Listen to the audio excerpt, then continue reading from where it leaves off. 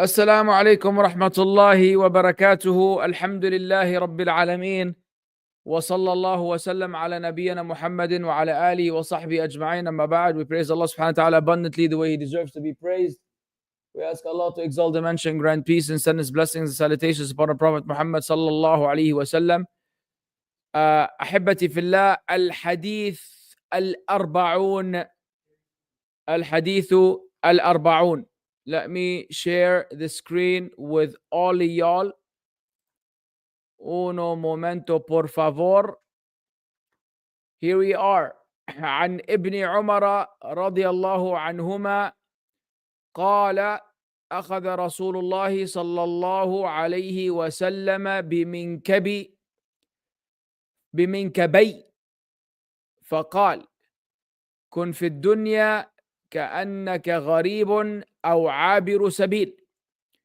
وكان ابن عمر رضي الله عنهما يقول إذا أمسيت فلا تنتظر الصباح وإذا أصبحت فلا تنتظر المساء وخذ من صحتك لمرضك ومن حياتك لموتك. رواه البخاري. بسم الله.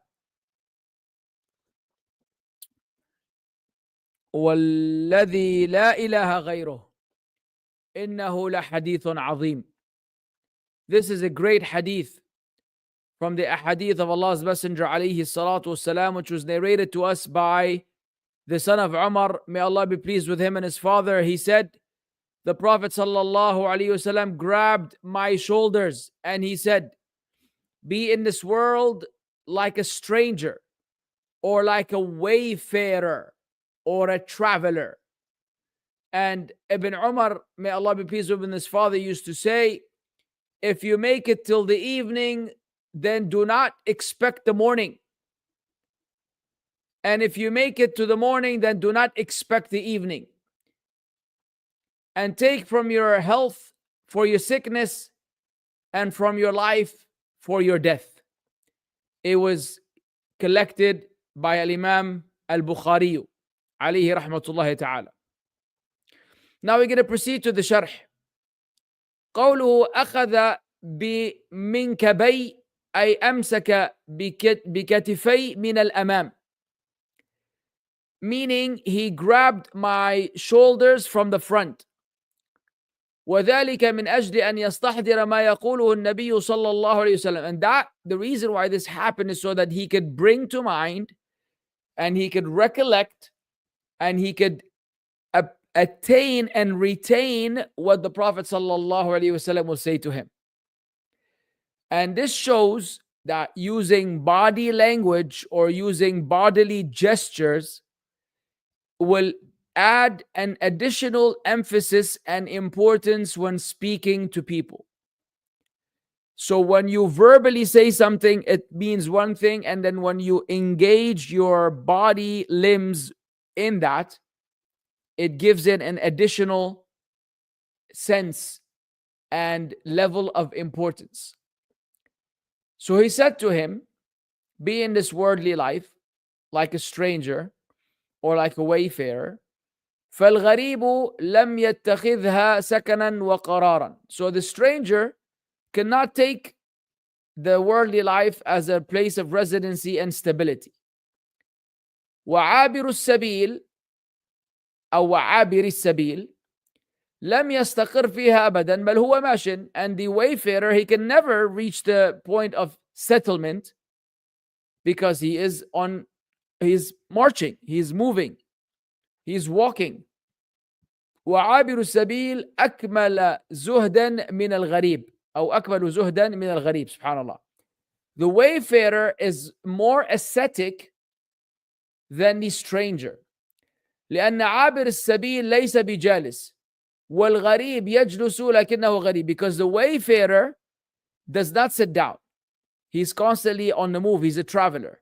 Whereas the stranger, he will sit down, but he will just feel strange. كن في الدنيا كأنك غريب أو عابر سبيل وهذا يعني الزهد في الدنيا وعدم الركون إليها. This is the bottom line. What this means, meaning being ascetic about the dunya. And what is asceticism and being ascetic? Meaning being nonchalant. being indifferent.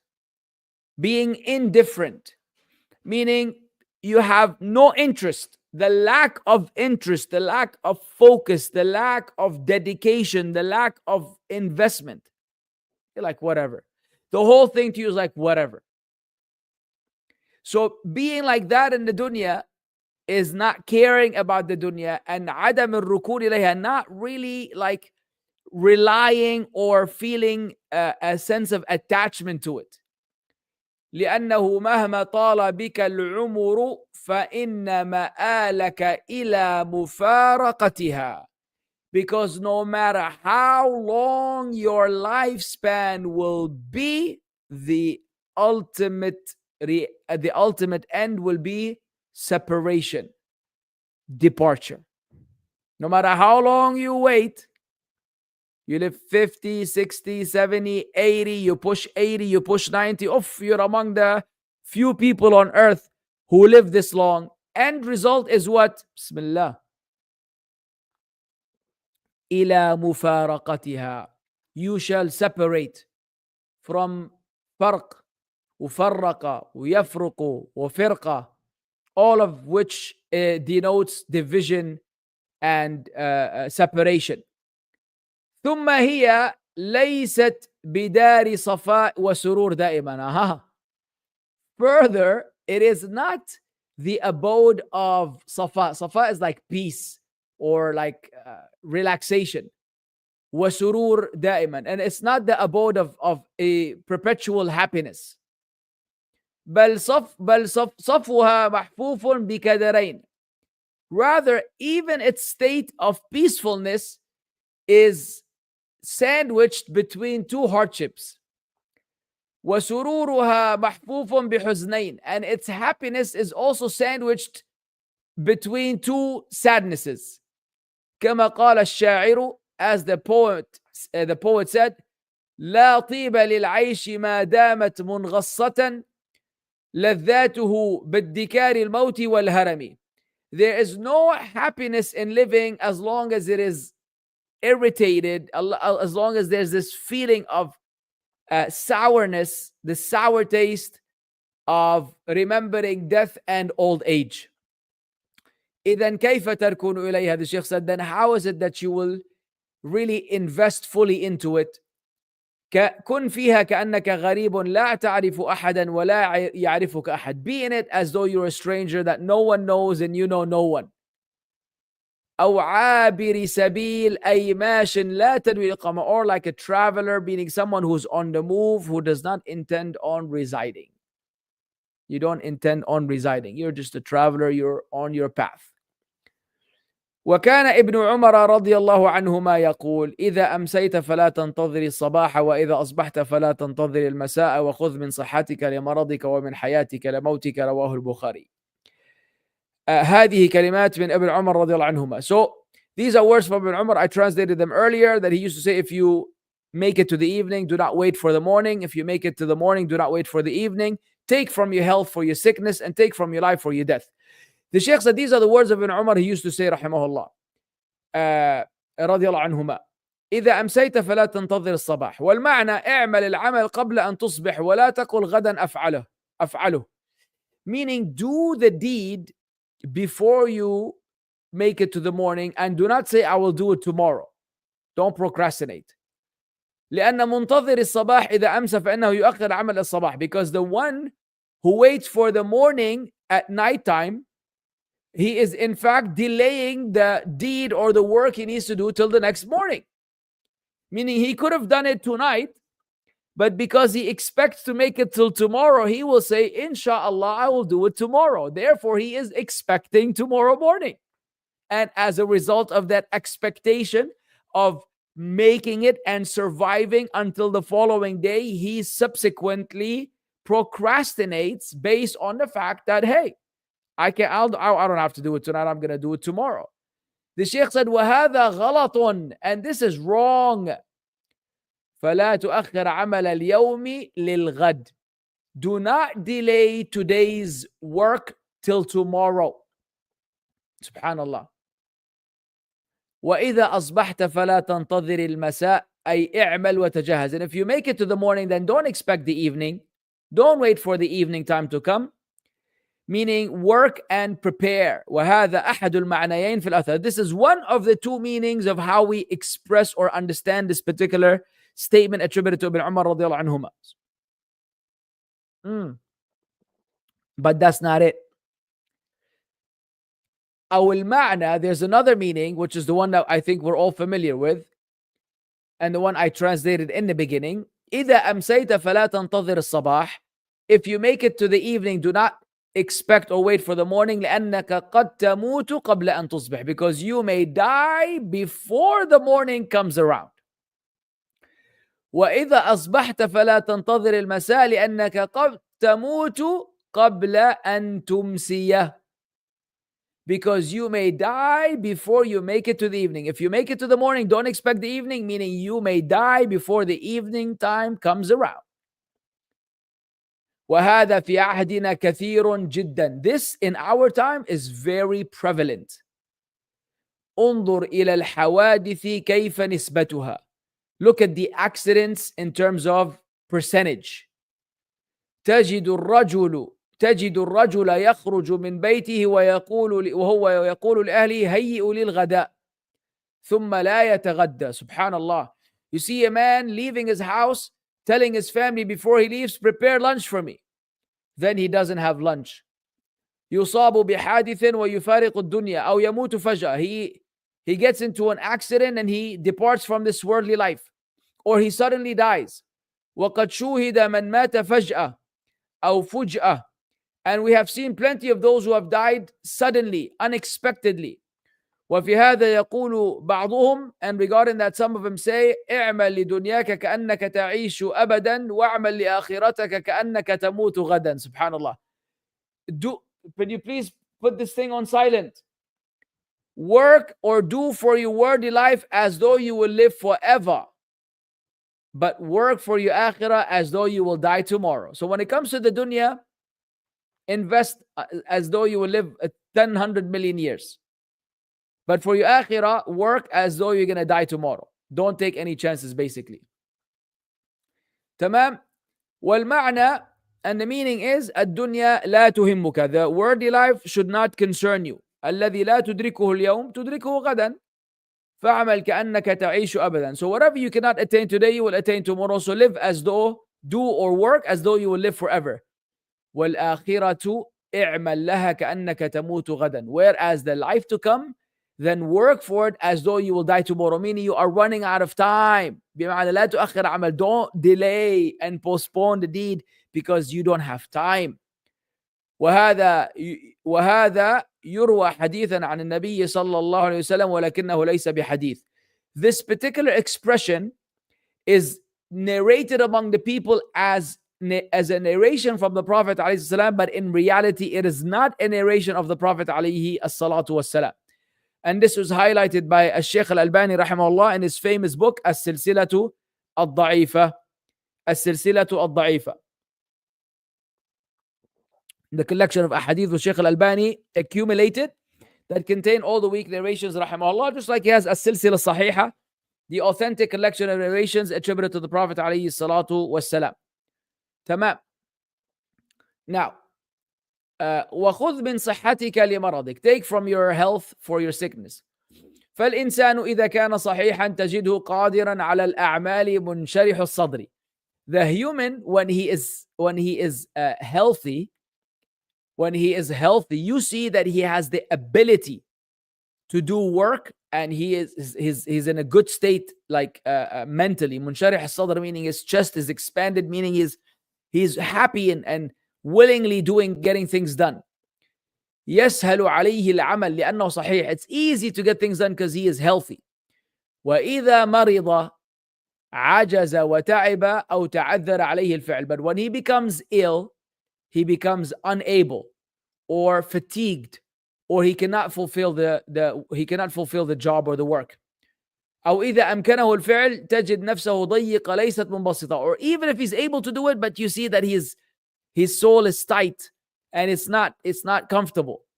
فخذ من الصحة للمرض لأنك ستمرض أو تموت. So take from your health for your illness, because either you will become ill or you will die. Straight up. Shaykh rahimahullah did not beat around the bush or sugarcoat. Everybody should be ready to die. You should be ready to die. Sadly, back in the day, that was the motto. That was the motto of the rappers. And I believe it was Biggie Smalls who had an album called Ready to Die.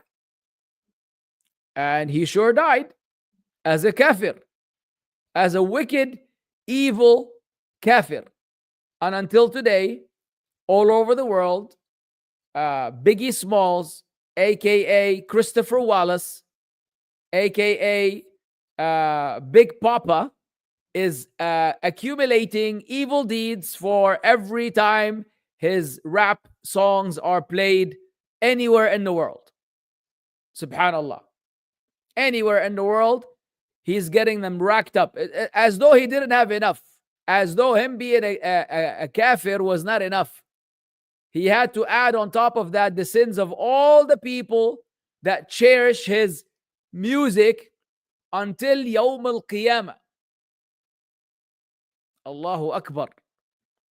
And he was ready to die, man. So some people think it's a thug slogan, that I'm ready to go out, I'm ready to die. And it's an act of false bravery. And you can only pretend so much until you see the angels of death, and then you will become a mouse. Then you will become a mouse. Once you are shifting from this worldly life where you were once this brave soldier, this brave thug, once you see the angels of death and you know what's coming next is going to be wild, then you're going to become a coward of the highest order. And the true believer is the actual brave soldier who, when he's ready to die and he sees the angels, he is ready to meet Allah. Ahabba liqa Allah. He will love to meet Allah, and therefore Allah will love to meet him. And that's a person who will be ready to leave this world without leaving all this baggage of sins on his shoulders. Do not undermine the gravity and the reality of these matters, ya ikhwan. You establish an evil deed, people follow it, act upon it, engage in it, propagate it. You will be the accumulator, collector of everybody's evil deeds, no matter how many times they'll multiply for years to come. Even after you buried in your grave, you will still be carrying the sin. Ila an yasha Allah, until Allah wills that it somehow disappears from this world, or it might only disappear once Ad-Dajjal, Al-Masih Ad-Dajjal joins the ranks of the wicked people. Please don't take these matters lightly. Please have mercy on yourselves. Hey. وَمِنْ حَيَاتِكَ لِمَوْتِكَ, and take from your life for your death. الْحَيُّ مَوْجُودٌ وَقَادِرٌ عَلَى الْعَمَلِ. The living person is there, is present. He's capable to do work and deeds. وَإِذَا مَاتَ انْقَطَعَ عَمَلُهُ إِلَّا مِنْ ثَلَاثٍ. But when he dies, his deeds will be cut off and will be stopped except from three. فَخُذْ مِنَ الْحَيَاةِ لِلْمَوْتِ وَاسْتَعِدْ. So take from life for death and be ready. Of course, you all know what these three sources are. علم ينتفع به, knowledge that the people benefit from. صدقة جارية, a recurrent charity. أو ولد صالح يدعو له, or a righteous child who will supplicate for him. هذه كلمات نيرات, these are illuminating words. ولو أننا سرنا على هذا المنهج في حياتنا لهانت علينا الدنيا ولم نبال بها واتخذناها متاعا فقط.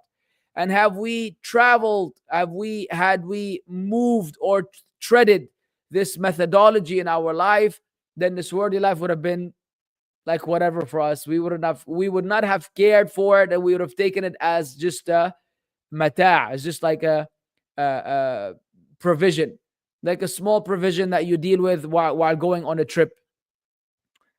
قال شيخ الإسلام ابن تيمية رحمه الله, Shaykh al-Islam ibn Taymiyyah, may Allah mercy on him, said, ينبغي للإنسان أن يجعل المال كأنه حمار يركبه.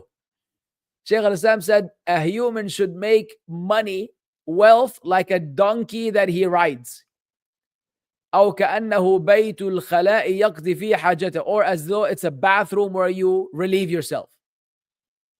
هذا هو الزهد. This is asceticism. وأكثر الناس اليوم يجعلون المال غاية فيركبهم المال. But most people today make money or wealth their objective, and therefore it is the wealth that rides them, basically as though they are the donkeys. ويجعلونه مقصودا فيفوتهم خير كثير, and they make it their ultimate objective, so they miss out on a lot of good. Yani their entire objective is collecting money, adding up money, multiplying money. And there's no harm. There's no harm if you do that, as long as it does not conflict with your priorities pertaining to the rights of Allah and the establishment of Islam in your life and the fulfillment of Allah's obligations and prioritizing Islam and the Sharia of Islam. In which case, and afterwards, if you become wealthy, like Abdurrahman ibn Auf, radiallahu anhu, like Uthman ibn Affan, radiallahu anhu, like Abu Bakr as-Siddiq, radiallahu anhu, like Umar ibn al-Khattab, radiallahu anhu, a lot of the Sahaba, they were wealthy. They knew how to do trade and business. They made money. Allah blessed them with money.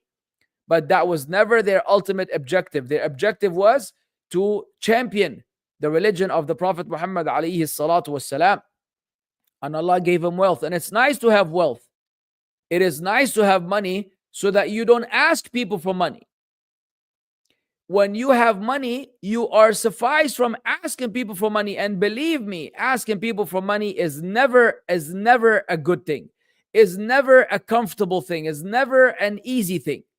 No matter how small, no matter what the occasion, asking for money is in and of itself is a type of belittlement for oneself. You want to be the person who has collected enough money to be the giver, the provider, the one who's assisting others, and not the other way around. That's the ultimate objective. If Allah decreed otherwise, قدر الله ما شاء فعل. But you know what I'm trying to say. من فوائد هذا الحديث. What are some of the benefits of this particular hadith? Number one, التزهيد في الدنيا وألا يتخذها الإنسان دار إقامة لقوله كن في الدنيا كأنك غريب أو عابر سبيل. The asceticism and the carelessness about the dunya, the indifference about the dunya, and that you don't take it as a place of abode. Because the Prophet ﷺ said, be in this worldly life like a stranger or a wayfarer. Number two, حسن تعليم النبي صلى الله عليه وسلم بضرب الأمثال المقنعة. Subhanallah. Remember the lecture, the articulation of exemplification?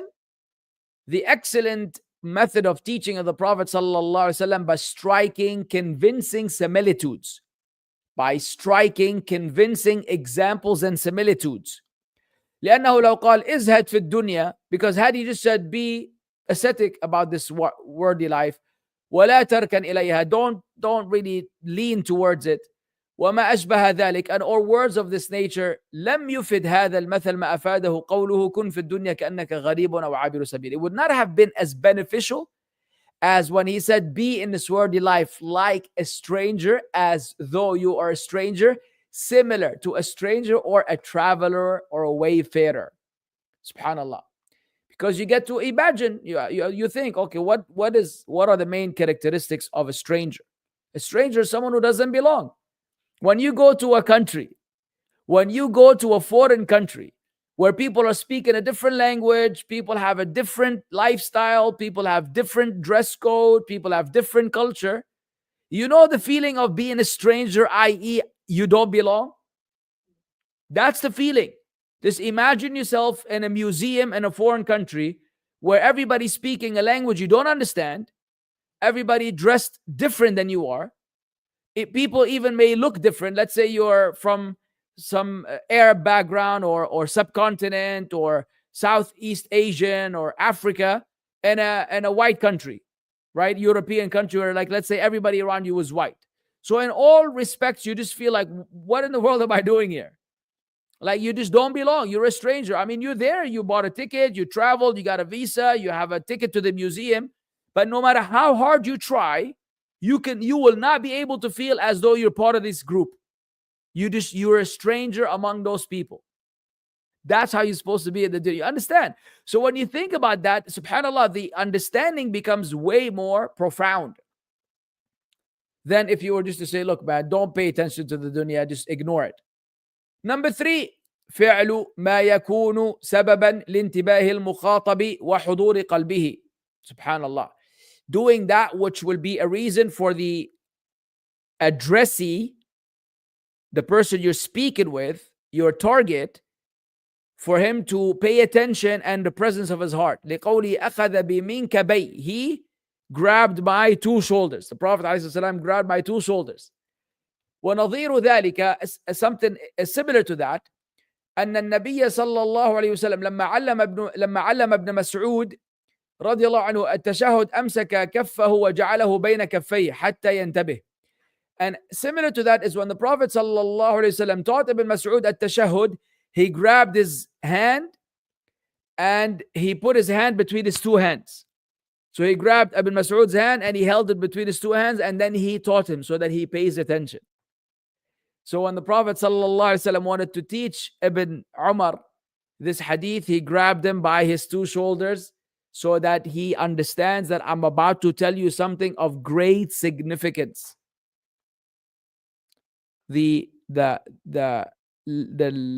lessons or the art of body language.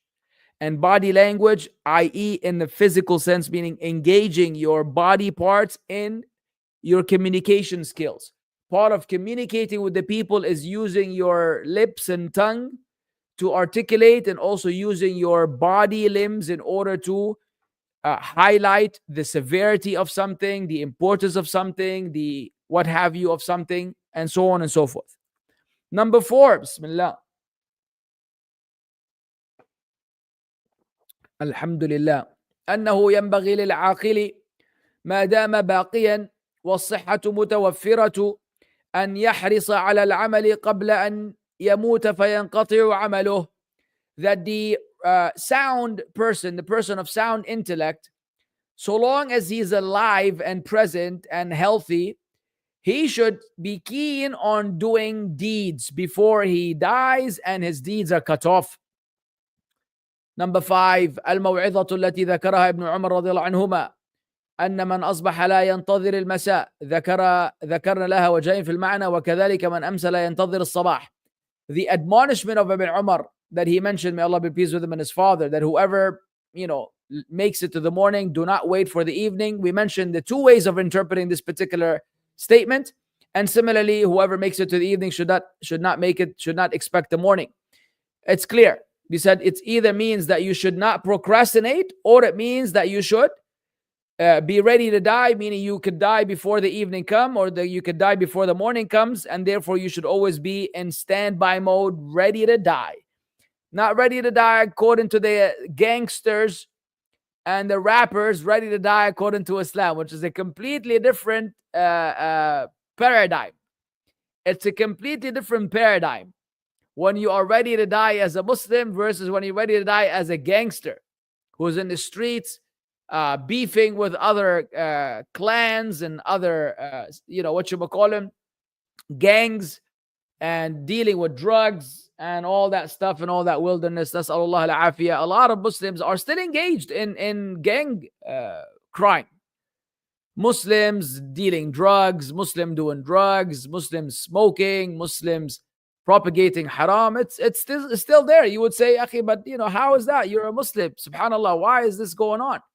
Well, it is what it is. But we need to rid ourselves from these habits and traits. We need to beseech Allah subhanahu wa ta'ala. Allah promised us that if we are sincere, وَالَّذِينَ جَاهَدُوا فِينَا لَنَهْدِيَنَّهُمْ سُبُلَنَا. Those who strive in our cause, we will surely guide them to the path. وَإِنَّ اللَّهَ لَمَعَ الْمُحْسِنِينَ. And Allah will always support the good doers. Perhaps we're not doing enough good, to be promoted, to become better. Or perhaps we're not begging Allah enough to help us overcome our weaknesses, so we're still immersed in them. And everybody knows this stuff, so let's make an effort to become better, inshallah. نعم.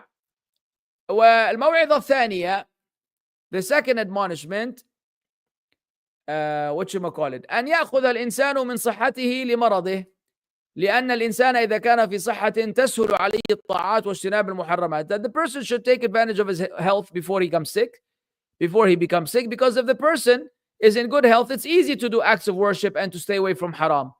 بخلاف ما إذا كان مريضا, unlike when he is sick or ill. وكذلك أيضا أن يأخذ الإنسان من حياته لموته. Similarly, that the person should take from his life for his death.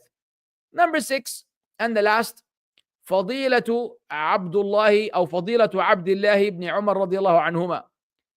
The virtue of Abdullah, the son of Umar, may Allah be pleased with them, حيث تأثر بهذه الموعظة من رسول الله صلى الله عليه وسلم, where he was affected by this admonishment from the Prophet ﷺ, and Allah knows best. Why was he affected? Because he used to say, as a result of what the Prophet ﷺ told him. He told him, كن في الدنيا كأنك غريب أو عابر سبيل. He used to say, إذا أصبحت فلا تنتظر المساء وإذا أمسيت فلا تنتظر الصباح وخذ من صحتك لمرضك ومن حياتك لموتك. This is his impact, the impact of the statement of the Prophet ﷺ on him, and therefore that he is reciprocating also additional advice.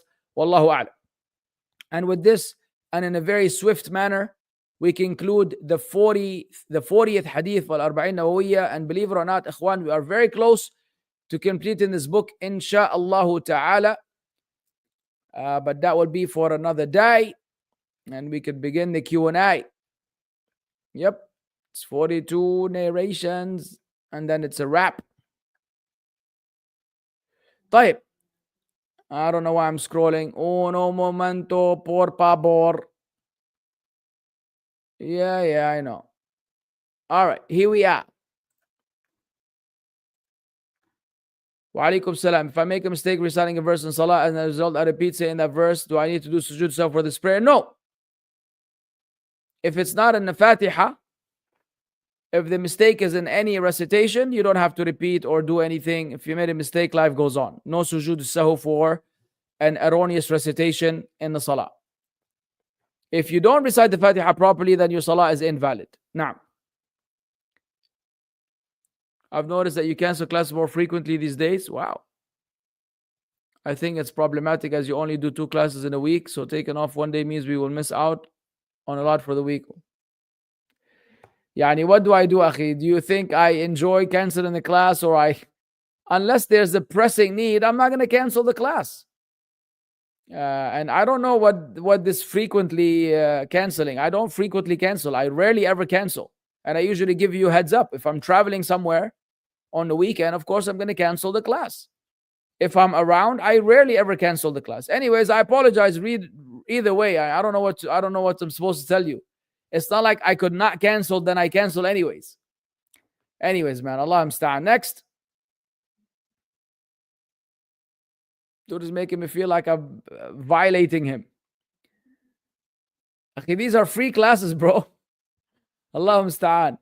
Few days ago in a uni WhatsApp chat, someone sent a deviant answer that we're changing meaning of profs about sun's motion from Quran. Want to reply, but Salafi's friend said not to bring it up again as I don't know what's going on with you, Hamza. Next.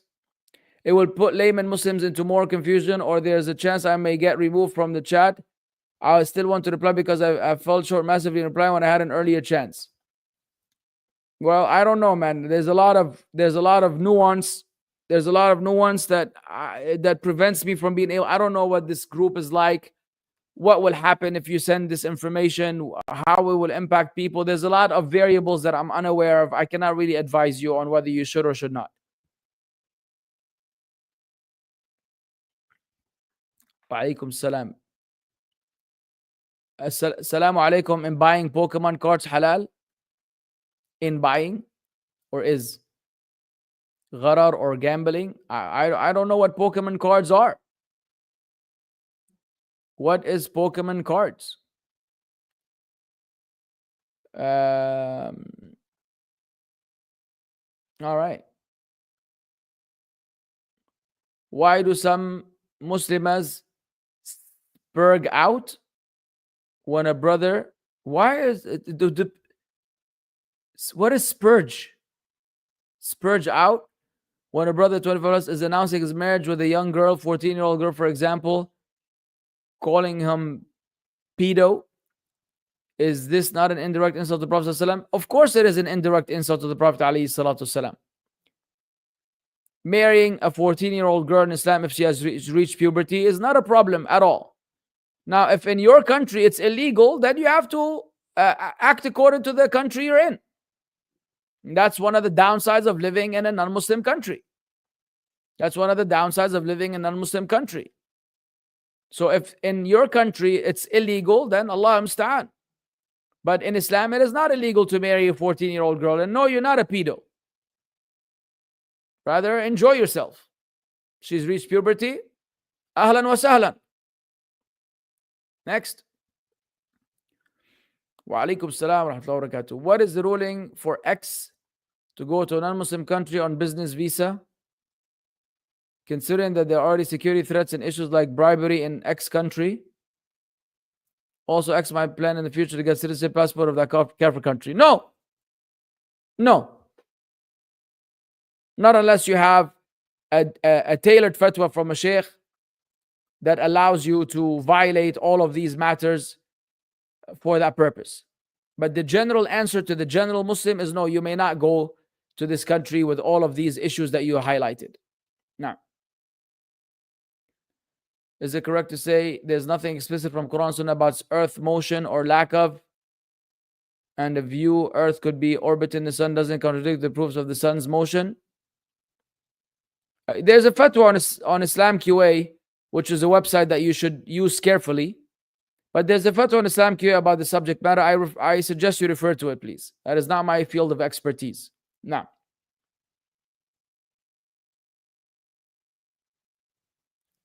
being a practicing Muslim is like standing on hill and watching the people on a plain of land running back and forth, and you're trying to warn them of the incoming waterfall they mock and fall into. All right, that's pretty deep. Shukran. Consider it. خلاص اللي بعده. We already answered this, ya Jama'ah. Wake up. I've always had a problem with focusing my salah, but ever since I found out that salah may not be accepted in the hadith of the Sahaba about it and how they were worried their salawat may not be accepted, and when I saw Ibn al-Qayyim's 5 levels of prayer and where my prayer stands in there, I became very worried that none of my salah would be accepted, and because of that, I wrote this essay. Because of that, what?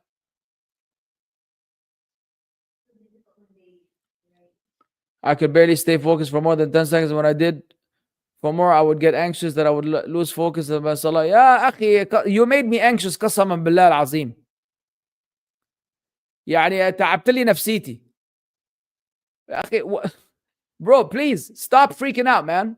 Hey, brother, stop freaking out.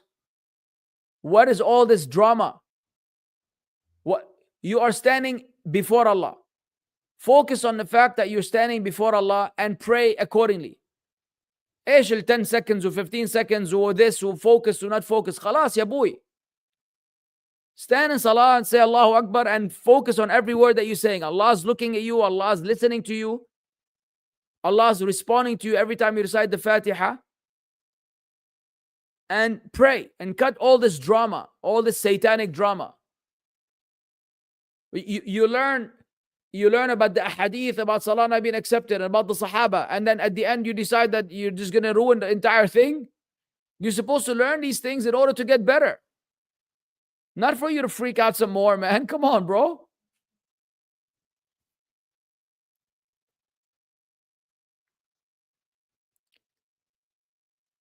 Is Shaykh Faisal Al-Jasim reliable? Absolutely not. Faisal Al-Jasim Al-Sururi Al-Ikhwani is not a person that we take knowledge from whatsoever.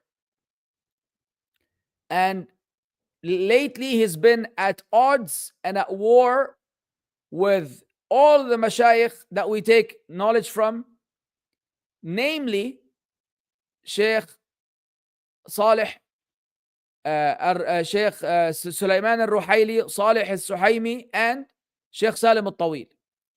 He's been calling them names, mocking them, making fun of them, and coming up with his own principles regarding the issue of Palestine as usual. So Faisal al-Jasim is not someone that you take knowledge from, and if you see him speaking English or someone translating his work, just press the mute button and change the video and keep moving.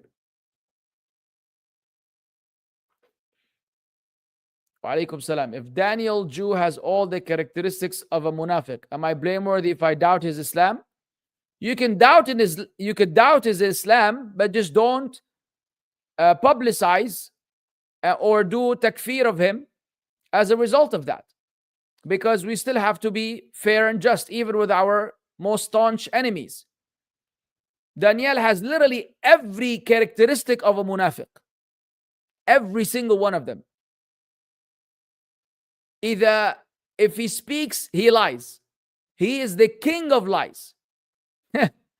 I don't think two people will disagree that there isn't a bigger liar that we've come across in the da'wah scene than Danny Boy or Princess Danielle. We haven't seen a bigger liar ever. وَإِذَا خَاصَمَ فَجَرًا, and when he fights with you, he goes to extreme. He blows things out of proportion. Oh my God. He literally finds a tweet of some random person whose account is J and who joined X February 20th, 2 days ago, and who tells him that you're a kafir zindiq, and he says Wahhabis are doing takfir. Wahhabis doing takfir and saying that I'm falling into kufr and that I'm a shirk apologist. Look at the Wahhabis. Ya Habibi, this is some random person that we hello, yo, kadab, وَإِذَا خَاصَمَ فَجَرًا. All of the traits of the munafiq. And وَإِذَا اؤْتُمِنَ خَانَ, if you entrust him with something, he will betray you. Every trait of nifaq is embodied in this, Danny Boy Danielle. But still, I fear Allah, and I'm afraid to say that he's a pure munafiq who's pretended to be a Muslim, because what if he's just dumb and we're wrong? I don't want to deal with the slander on Yawm al-Qiyamah. Nah, neither should you. Wa alaikum salam. Why are so many people enamored with gang culture, rappers, and ghetto lifestyle? How do you teach your youth to avoid its harmful aspects? Well, why? Because it's everything that is mamnu' is marghub. Everything that is prohibited is desired. And it's appealing because it gives you the sense of bravery and that military lifestyle, but on the streets. It's natural. It's where the shaitan or Satan resides. And people like that.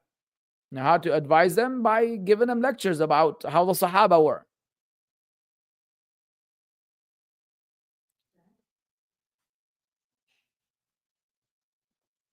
Is it halal to want to become a professional basketball coach as I have a passion for it? No, yeah, it is halal.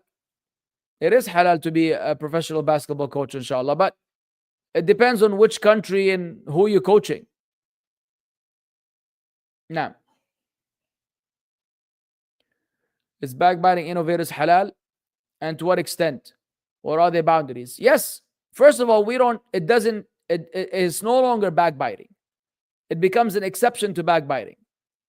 But if you want to keep that word, yes, backbiting innovators is halal. To what extent? To whatever extent is necessary to warn the people against their evil.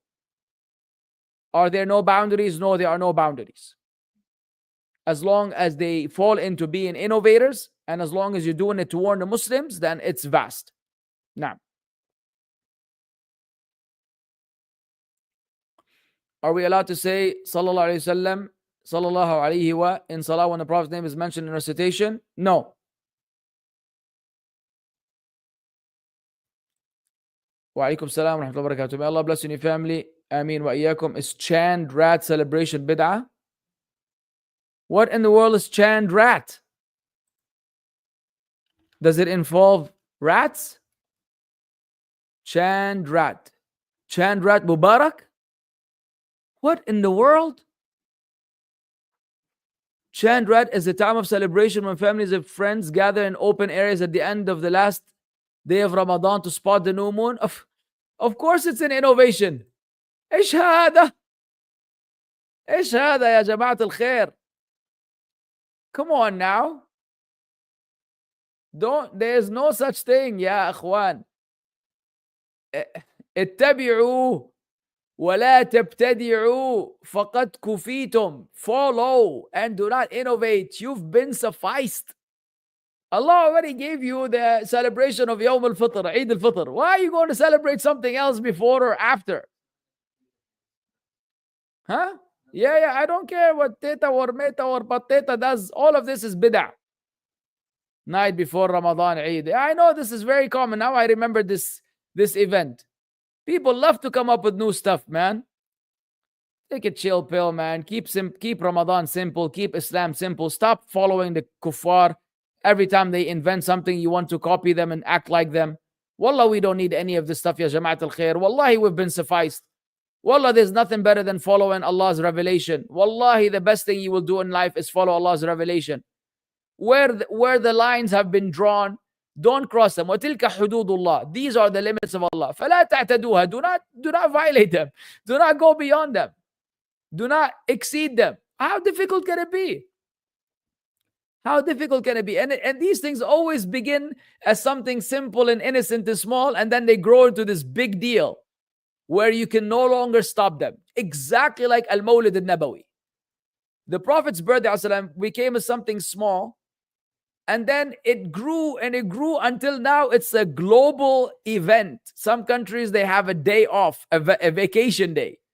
And if you don't celebrate Mawlid, you're a Wahhabi, Madkhali, hater of the Prophet ﷺ. And you better believe that it began as something small. We just get together and just say shi'r or madh. Let's just praise the Prophet ﷺ. Let's read his seerah. That's how it always begins.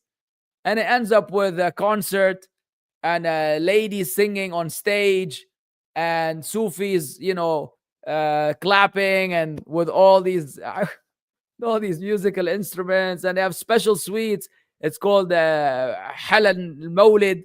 In Egypt, they have special sweets for the occasion.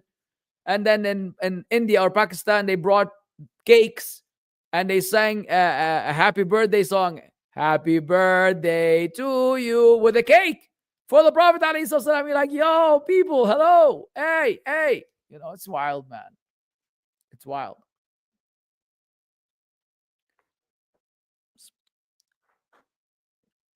Wa alaikum salam wa rahmatullahi wa barakatuh. Did you see Amaw's announcement about Tafsir ibn Kathir rahimahullah for the lectures? No, I did not. I had a friend who posted a lot of haram things online in the past, and he cannot retrieve all the accounts and deleted what he could. What should he do since he repented? He did what he could. He should make more effort to delete everything to save himself from the consequences if he cares. Some people don't care.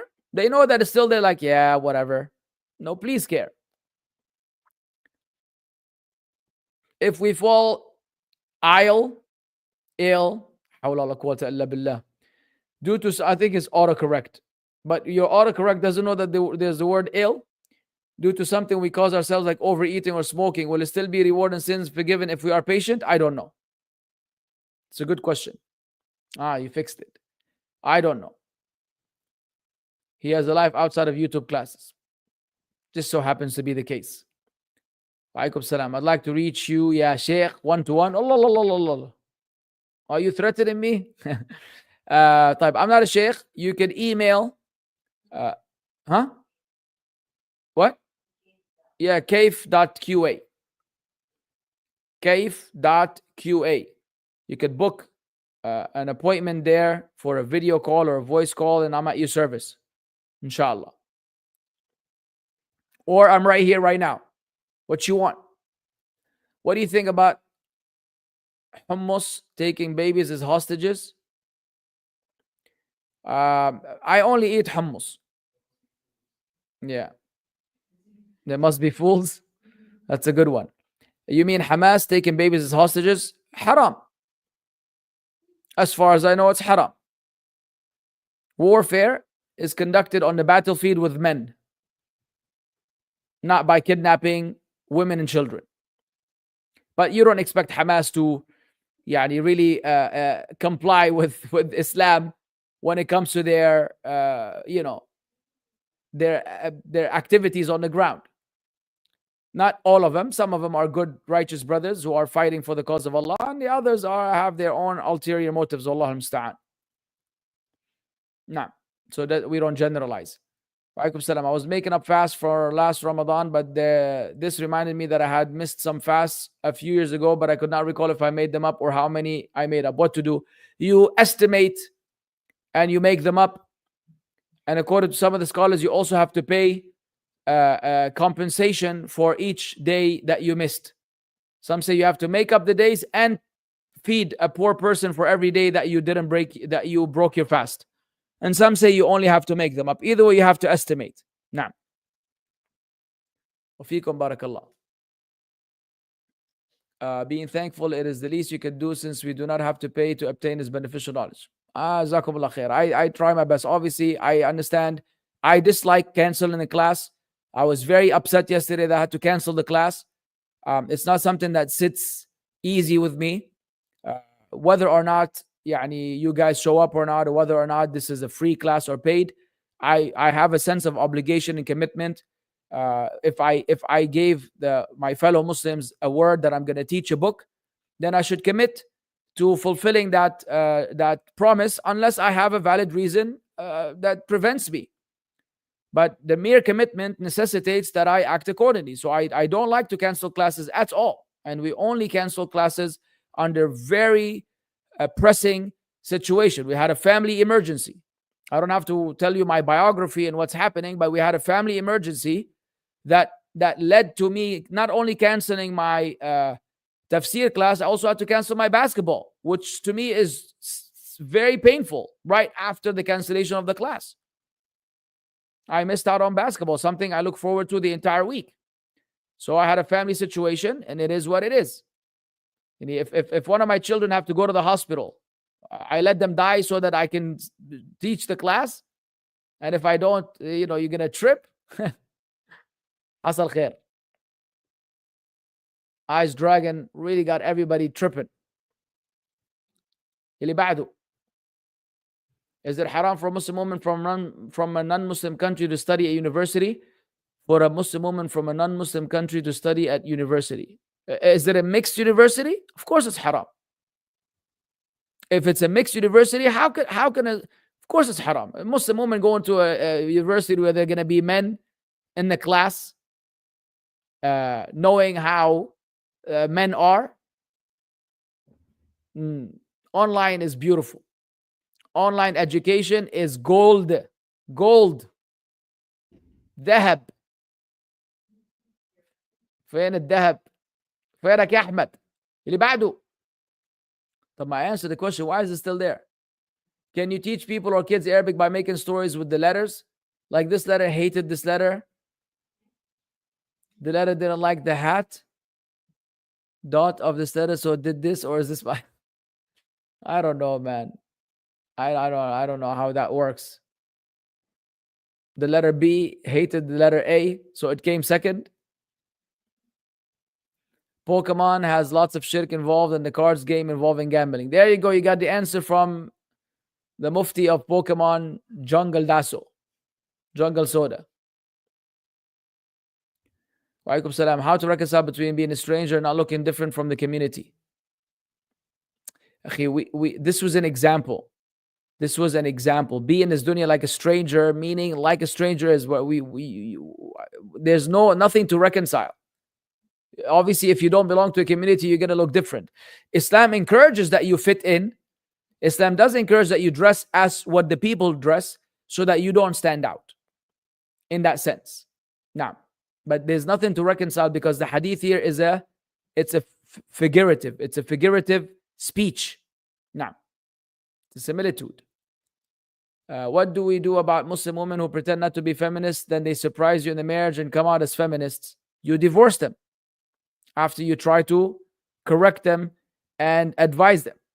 But if she's going to be stuck on her feminist principles, then she could spend the rest of her life with a cat, inshallah. Do you have to share with your siblings what you got during your father's lifetime? I don't understand.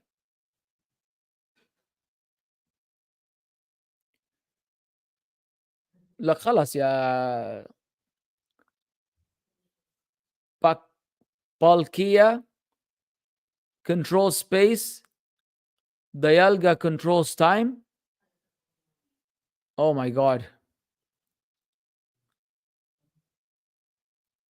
Wa alaykum ahsanallah. If there's a law in the Muslim country that punishes whoever practices the sunnah of khitan for girls, do we warn against that? You don't warn. If there's a law that doesn't allow you to do it, just keep to yourself. You don't have to warn against anything. I have waswas of the age of consent isn't based on the country that you live in. The legal age here is 18, then you have to comply, and you're not allowed to reject a woman if she is young. And would this make you a kafir if you said you didn't want to marry because she isn't 18 because you don't feel like... Next. A questioner asked if between 2 rak'ah, if he paused and makes dua,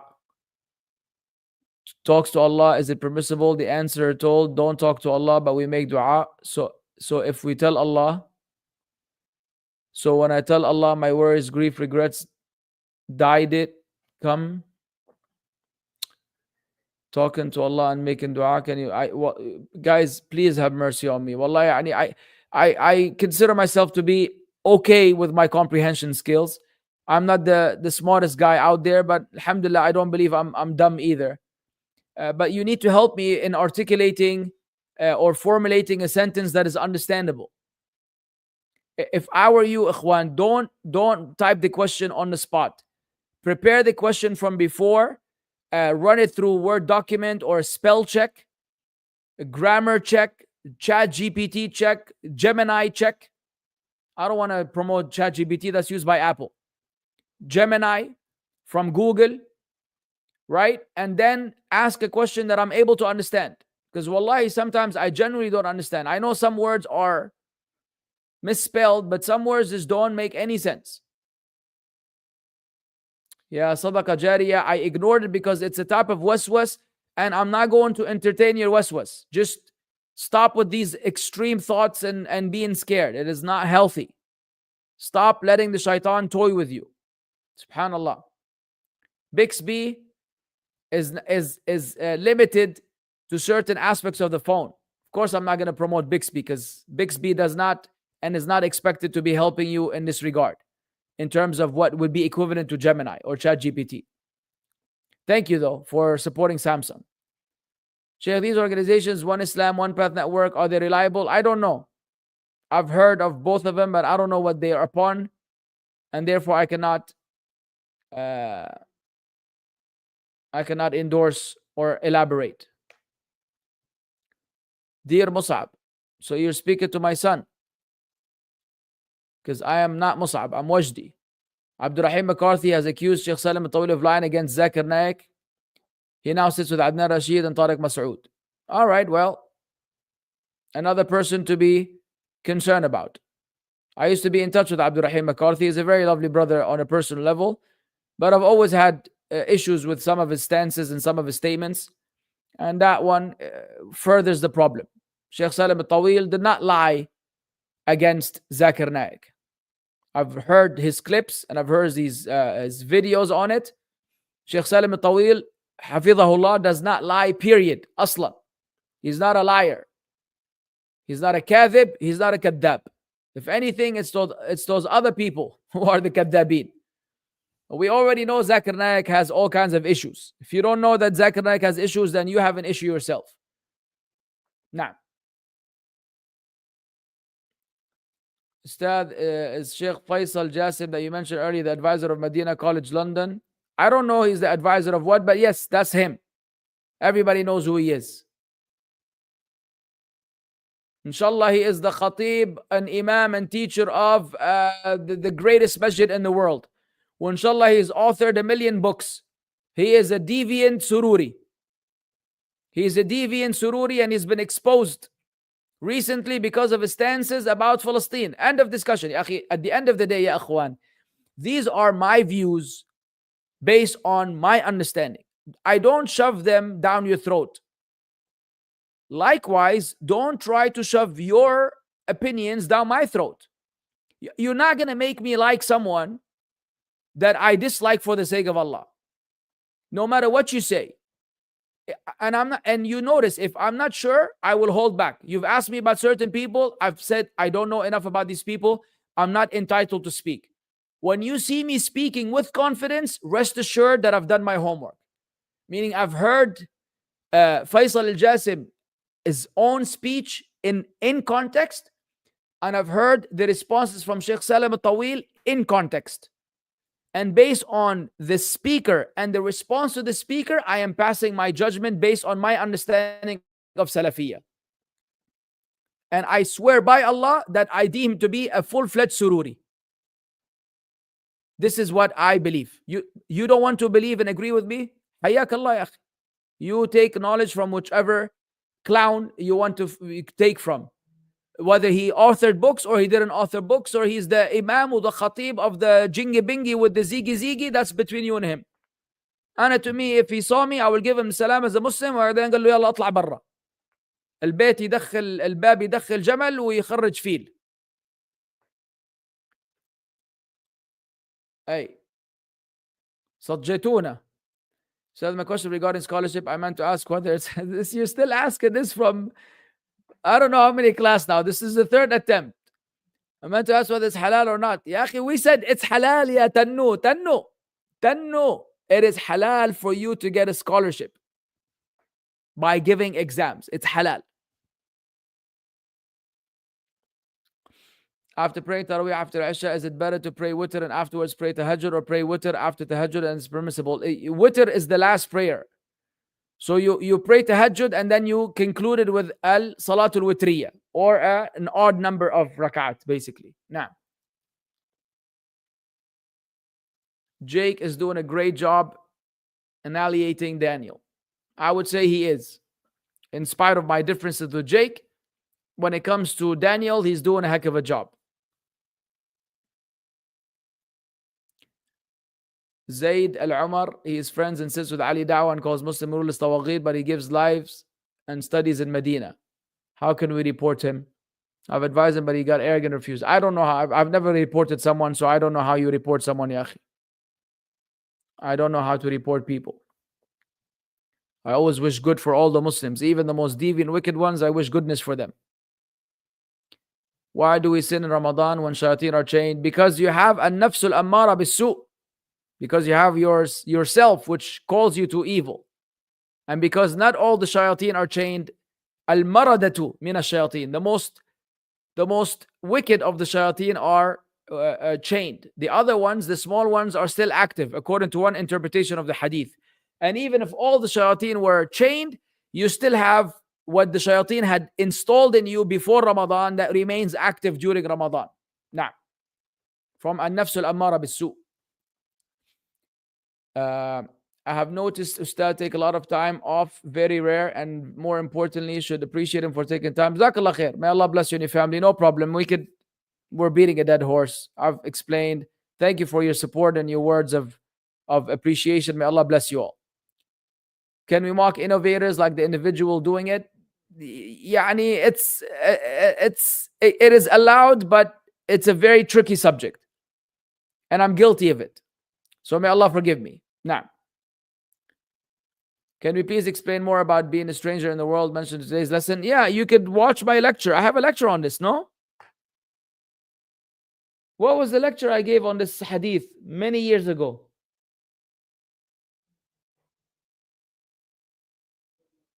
It was also like the title was around the same, like around the same words. I don't know, akhi, but I mean, we literally explained the whole hadith. Yeah, how are we gonna explain it again? Who are the strangers? No, that's not it. No.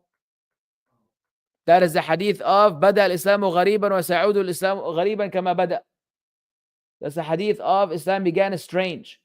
This hadith I remember I gave 15 years ago when I was still wearing the shimag and the igal. Off they go. Maybe off they go. MashaAllah banar. MashaAllah tabarakallah. Yeah, off they go. MashaAllah, these guys remember. Hey, we got some old school followers here. Allah bless you all. MashaAllah. There you go. There you go. I told y'all. All right. Next. Oof. This is like a half-hour Q&A. Chand Rat. Night before Ramadan. Even they came up with a name for it. What kind of name is that? What language is that? I mean, that's not English. Is that Urdu? Is that Urdu? And why is it double A in the Chand and double A in the Rat? It's Indian. Ah. Let me hold back. Let me hold back. I shouldn't. No, Abu Mussab, don't. Wa alaikum salam. Khalas. Eid, isn't it? It's on the night of Eid. No, I heard it's before Ramadan. Whenever it is, it's a bid'ah. It becomes like Christmas Eve. A'udhu billah. You mentioned that there's no limit to backbiting innovators, but what if private sins are exposed? Ya akhi, that's not backbiting anymore. Why are you exposing someone's private sins? Alpha Fry. If you have been listening to me for some time, you would know that I am the strongest supporter of not exposing people's private sins. You may not expose people's private sins. No matter how much you hate this person, no matter how bad of a deviant innovator he is, you may not expose someone's sins. You have to conceal their sins if it's a private sin. As for their views, their public views about Islam, then you can expose that. As for their personal life, none of your business. None of your business. Yallah, Jama'ah, I have other things to do. When is it allowed to raise your voice and rebuke people? When necessary.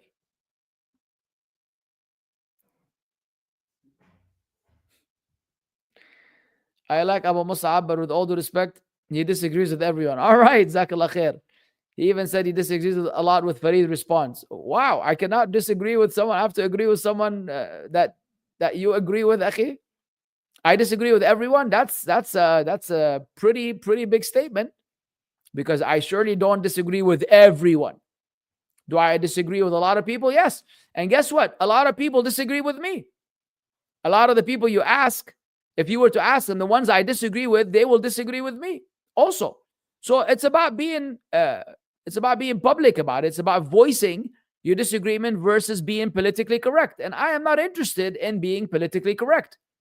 I'm not interested in appeasing anybody or trying to sugarcoat anything. That's not how I roll.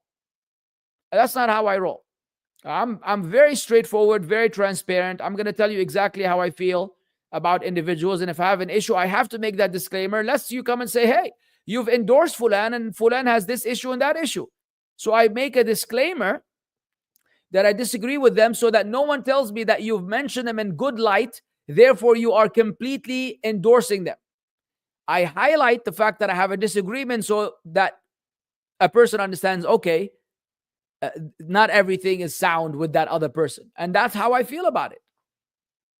And if as a result you want to dislike me, more power to you, brother. Dislike me as well. Barakallah feek. Find out how much I don't care. Wa alaikum salam. Sister Imran saying, Allah reward you immensely for all the good work you're doing for this ummah. Ameen. Long live homeschool. Iman's homeschool.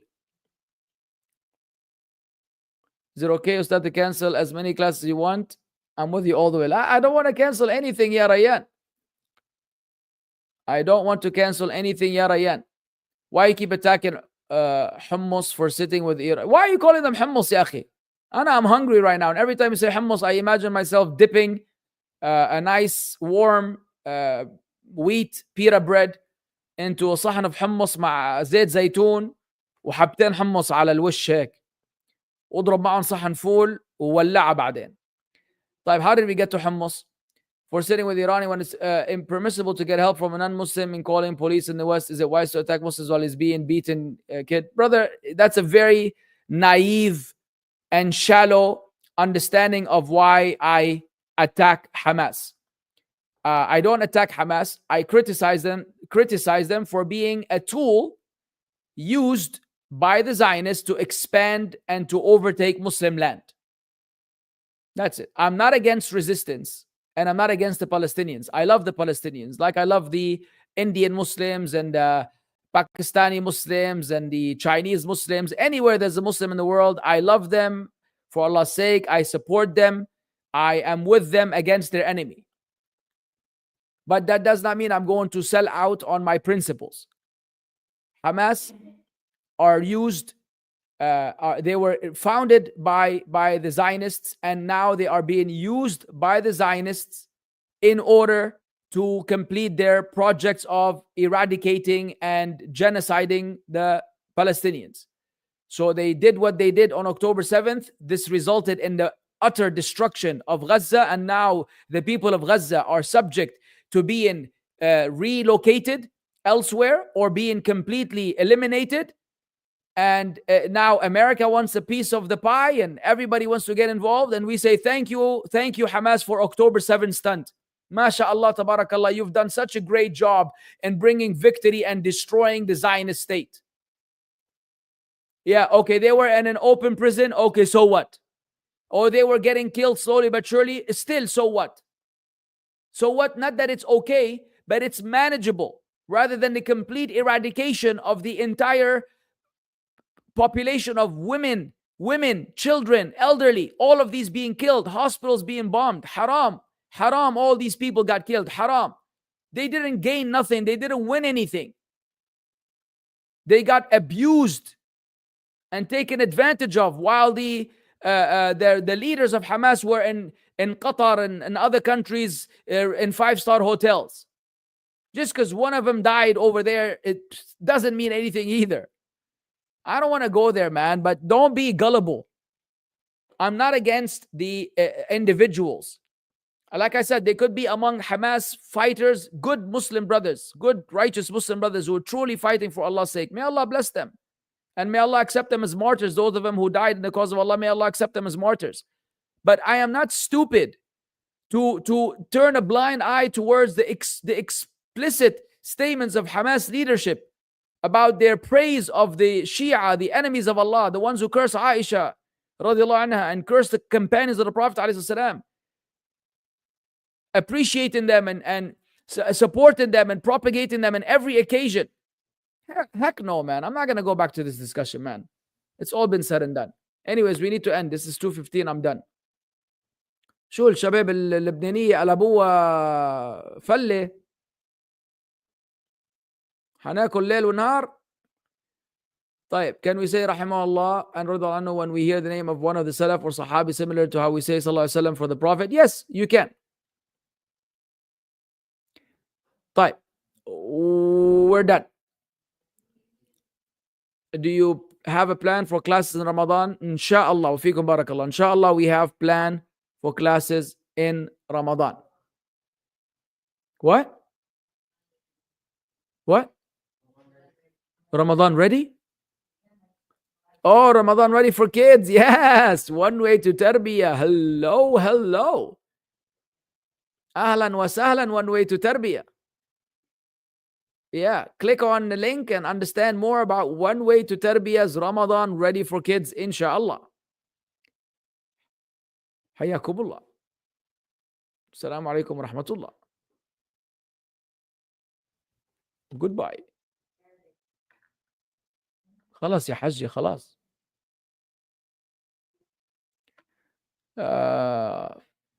خلاص. And we're done.